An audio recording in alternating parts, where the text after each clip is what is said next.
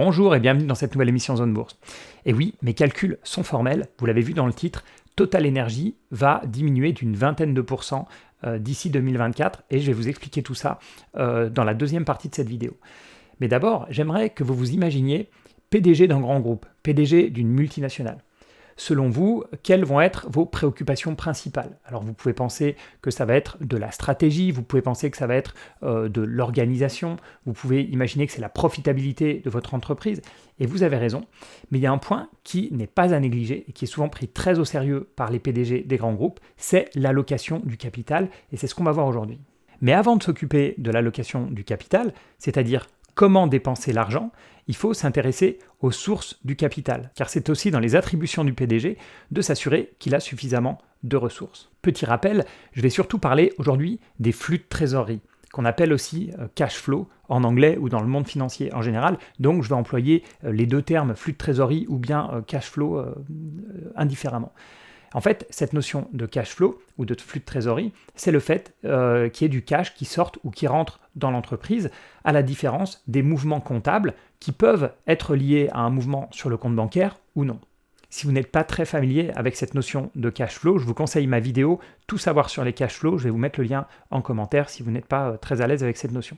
Quand une entreprise est mature et rentable, elle va recevoir des flux de trésorerie de ses activités, les cash flows d'exploitation. Mais l'entreprise, elle a un autre moyen de recevoir du cash de ses activités, c'est tout simplement si elle vend des actifs. On va vendre une filiale, une usine, une marque. Donc dans ces deux cas-là, la trésorerie vient du business. Mais l'entreprise peut aussi, en général c'est quand elle n'a pas le choix et qu'elle a besoin de plus d'argent, émettre de la dette et ainsi faire appel à des prêteurs, ou bien émettre des actions, donc faire appel à des actionnaires. Donc on a 4 moyens de sourcer de l'argent. Il y en a 2 qui viennent du business et 2 qui viennent des financiers, on va dire pour simplifier. Voilà pour les sources de trésorerie. Passons maintenant à l'allocation de ce capital. Comme tout à l'heure, l'argent peut être injecté dans le business ou bien retourné aux actionnaires et aux prêteurs. On va parler business d'abord. L'argent peut être utilisé pour être investi, donc typiquement acheter des actifs, des machines, des usines, des ordinateurs, etc. C'est ce qu'on appelle dans le monde financier le CAPEX, pour Capital Expenditure, avec mon bel accent français. La deuxième possibilité en restant dans le business, c'est qu'il peut servir à financer le besoin en fonds de roulement, c'est-à-dire l'argent dont l'entreprise a besoin pour tourner au quotidien, l'argent qu'elle doit avancer en fait, donc c'est acheter des stocks, payer des fournisseurs, etc. Troisième possibilité, la trésorerie peut aussi partir en recherche et développement. Alors j'aurais pu inclure ça dans l'investissement, mais on peut le séparer aussi. Et enfin, ça peut aussi servir à racheter d'autres entreprises, à faire des fusions ou des acquisitions. Donc ces 4 possibilités, ce sont les cas de figure où l'argent est réinvesti dans le business. Mais s'il y a beaucoup de trésorerie, plus que ce qui est nécessaire pour faire tourner et croître l'entreprise, on peut tout à fait décider de payer des dividendes aux actionnaires, ou bien de racheter des actions de l'entreprise, ce qui redonne aussi indirectement de l'argent aux actionnaires, ou bien on peut décider de rembourser des dettes et ainsi rendre de l'argent aux prêteurs. Juste un mot pour comprendre la différence entre dividendes et rachat d'actions. Si on voit l'entreprise comme un gâteau, les dividendes vont diminuer le gâteau, puisque l'argent va sortir de l'entreprise pour aller dans la poche de l'actionnaire. Alors que les rachats d'actions, ils vont laisser le gâteau intact, puisque l'argent reste dans l'entreprise, mais chaque actionnaire aura une part un petit peu plus grande du gâteau, puisque l'entreprise va racheter ses propres actions et les annuler. Donc mécaniquement, si vous déteniez, 100 actions d'une entreprise, ces 100 actions vont, après annulation des parts, après annulation des rachats d'actions, vont représenter une part plus grande du gâteau. Ces notions d'allocation du capital, d'où vient l'argent, où va l'argent, ce sont des notions à maîtriser parce que sinon, quand on compare des actions en bourse, on se retrouve vite à comparer des pommes et des poires. Parce qu'en fonction du secteur ou bien de la maturité de l'entreprise, l'allocation du capital sera complètement différente. Une jeune entreprise en croissance, donc qui va générer peu ou pas d'argent, ne peut pas compter sur ses activités opérationnelles pour se financer. Et d'ailleurs, même souvent, pour les très jeunes entreprises, ces activités opérationnelles vont même être perdantes, vont faire perdre de l'argent, mais c'est normal au début du cycle de vie d'une entreprise. Donc cette jeune entreprise, elle va surtout survivre grâce aux augmentations de capital ou aux prêts qu'elle aura obtenus. Et cet argent, elle va le passer au maximum en investissement ou bien en recherche et développement. Donc, elle ne va pas payer de dividendes, elle ne va pas racheter des actions, elle aura plutôt tendance à en émettre et elle ne va pas non plus rembourser de la dette, elle aura plutôt tendance à s'endetter. On va prendre dans cet exemple d'entreprise de croissance, on va aller dans le secteur de l'énergie, puisque je vous ai parlé de Total au début, et on va prendre Neoen. Neoen, entreprise française qui produit de l'énergie éolienne et solaire. On va jeter un coup d'œil à son tableau des flux de trésorerie que vous trouverez sous le nom de cash flow statement si vous regardez des comptes anglo-saxons. Dans ce tableau des flux de trésorerie, il y a 3 parties. Il y a les cash flows qui sont liés à l'opérationnel, aux activités normales de l'entreprise, les cash flows qui sont liés aux activités d'investissement et les cash flows qui sont liés aux activités de financement. Pour Neoen, les cash flows opérationnels sont de 276 millions, ce qui est très bien, c'est une entreprise qui génère déjà pas mal d'argent grâce à ses activités opérationnelles. Mais Neoen, c'est une société en pleine croissance. Elle a besoin de plus que ça pour continuer à investir, à créer des parcs éoliens ou bien des centrales photovoltaïques. Et on le voit parce que ces cash flows d'investissement sont de moins 709 millions.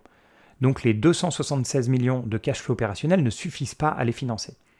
Ce sont donc les cash flows financiers de plus de 600 millions qui vont venir combler le financement, principalement au travers d'augmentation de capital et de nouveaux emprunts. Donc jusqu'ici, tout est très classique pour une jeune entreprise de croissance. Ce qui est quand même un petit peu surprenant dans le cas de Neoen, c'est qu'on a des cash flows qui sont négatifs, et pourtant Neoen a décidé pour la première fois en 2021 de payer un dividende. Alors, après tout, ils ont un résultat comptable positif, donc pourquoi pas, mais c'est vrai que ce n'est pas le plus raisonnable, surtout quand, comme moi, on préfère regarder les cash flows plutôt que les résultats comptables. On va rester maintenant dans ce secteur de l'énergie pour parler d'une entreprise beaucoup plus mature, en fait tellement mature qu'on peut la considérer en décroissance, comme toutes les pétrolières. Il s'agit de Total Energy. Alors, la décroissance n'est pas forcément un problème si elle est bien gérée par l'entreprise. Et je parle de décroissance ici, en tout cas tant que Total reste une pétrolière, parce que pour le moment, même si elle essaye de se tourner vers d'autres activités, ça reste une pétrolière, parce que tout simplement le pétrole est en fin de vie. D'après certains spécialistes, dont Jean-Marc Jancovici, nous aurions déjà passé un pic de production de pétrole. Ce pic de production de pétrole était prévu au départ vers l'année 2006, mais avec l'avancée du pétrole de schiste, alors je ne sais pas si on peut parler d'avancée, mais en tout cas avec l'arrivée du pétrole de schiste américain, il a été décalé. On parle aujourd'hui plutôt de 2011 en tant que pic pétrolier. Alors, est-ce qu'on l'a dépassé ou pas? Je laisse ce débat-là aux spécialistes. Mais ce qui est sûr, c'est que chaque nouvelle source de pétrole est plus compliquée à aller chercher, que ça coûte plus cher. À chaque fois, c'est plus profond. C'est du pétrole qui nécessite d'être énormément transformé, etc. Le pétrole, c'est une ressource finie. Donc, ce pic de pétrole, c'est qu'une question de temps. Est-ce que c'est 2006, 2011, 2020, 2030? Je ne sais pas. Mais ce pic de pétrole, c'est une réalité. Total, c'est une entreprise qui est amenée à rétrécir. Sauf en cas, évidemment, de pivot réussi vers les énergies renouvelables, mais son activité pétrolière est tellement importante qu'il va vraiment falloir accélérer énormément pour que les renouvelables prennent le relais. Pour comprendre tout ça, on va regarder son tableau de flux de trésorerie. Et comme tout tableau de flux de trésorerie, on part du résultat comptable de l'entreprise. Et on rajoute ou on soustrait les dépenses ou bien les résultats comptables qui n'étaient pas du cash. Donc en général, les plus gros morceaux, et c'est le cas chez Total, c'est qu'on va rajouter les amortissements et les provisions. Donc le résultat comptable de Total, c'est de 16 milliards. On rajoute 14 milliards d'amortissement, donc c'est vraiment la dépréciation de ces actifs, donc qui est comptée comptablement, mais qui n'est pas une vraie dépense pour Total, c'est pour ça qu'on les rajoute. Et on arrive à un cash flow d'exploitation de 30 milliards. Donc les activités de Total, lui, génèrent du cash sur son compte de 30 milliards d'euros, ce qui est vraiment énorme en fait. Ce qui est intéressant, c'est ce que va faire Total de ces 30 milliards. On voit qu'il y a 16 milliards qui sont réinvestis.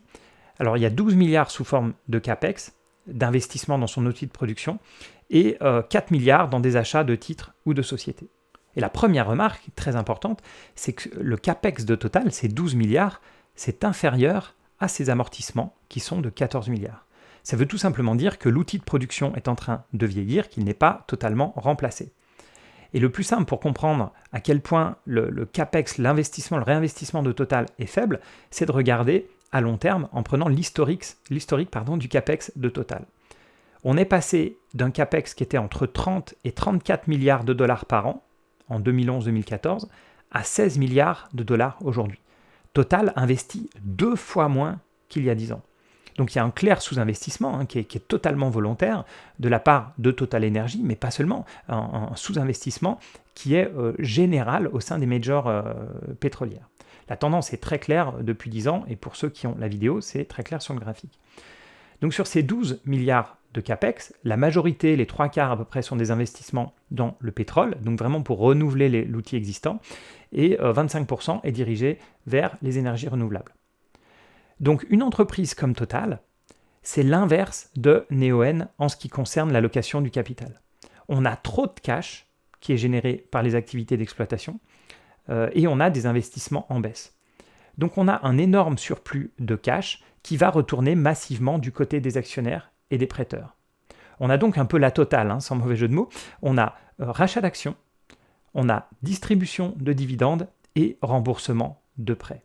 C'est pour ça que je dis que Total rétrécit, c'est pour ça que je dis Total diminue. C'est une société qui génère encore beaucoup de cash, mais tout ce cash sort de l'entreprise. Le pétrole, c'est un business qui est en fin de vie. Total ne peut pas réinvestir ce cash dans le pétrole. Et il y a trop de cash en fait pour être investi totalement dans le renouvelable. Donc l'entreprise diminue. C'est pour ça que j'ai titré Total moins 18% d'ici 2024. Je ne parle pas du cours de l'action, mais bien de la taille totale de l'entreprise. C'est-à-dire quand on prend capitalisation boursière plus dette. Et on l'a vu dans le cash flow statement, avec des distributions de dividendes de 8 milliards, avec du côté des rachats d'actions 1,6 milliard qui a été racheté en 2021, mais Total qui prévoit jusqu'à 3 milliards de rachats au premier trimestre 2022, sans parler des réductions de dettes qui sont aussi massives. Total est vraiment une entreprise qui rétrécit. Alors après, avec la hausse des prix du pétrole, Total peut tout à fait décider de relancer la machine, de réinvestir dans le pétrole, d'en refaire une priorité, etc. Mais ça m'étonnerait quand même fortement, ce serait totalement contre-tendance. Mais bon, on va voir ce que donneront les prochaines publications. Alors on est d'accord qu'il ne faut pas forcément décortiquer les tableaux de flux de trésorerie de toutes les entreprises qui vous intéressent, et encore si vous avez le temps et que ça vous plaît, je vous conseille de le faire. Mais ce qu'il faut au minimum savoir, c'est dans quel mode se situent les entreprises qui vous intéressent. Est-ce que ce sont des entreprises qui vont griller du cash? Donc la priorité, ce sera le financement, et s'assurer bien sûr que ce financement est bien investi et que qu'il va bien être possible de générer du cash avec ça.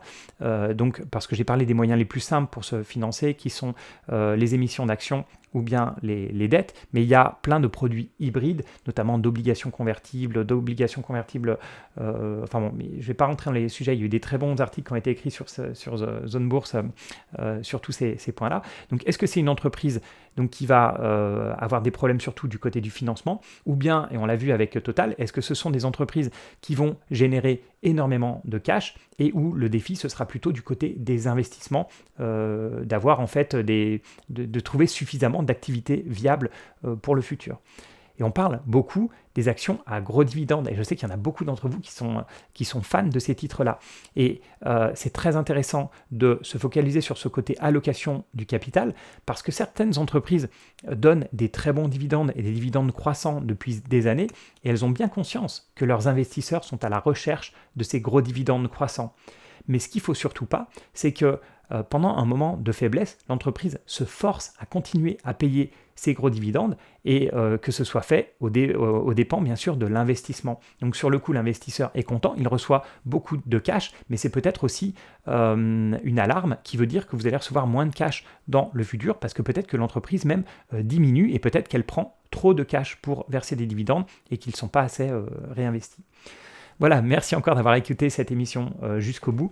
Le titre était un peu trompeur, mais vous savez, c'est le jeu des podcasts, c'est le jeu de YouTube. Et ça m'a bien fait plaisir de mettre un titre comme ça pour l'émission d'aujourd'hui, j'avoue. C'était un événement légitime, en fait, pour mettre ce genre de titre. Donc j'étais assez fier de moi, il ne faut pas trop m'en vouloir. Voilà, merci encore et à bientôt pour une prochaine émission.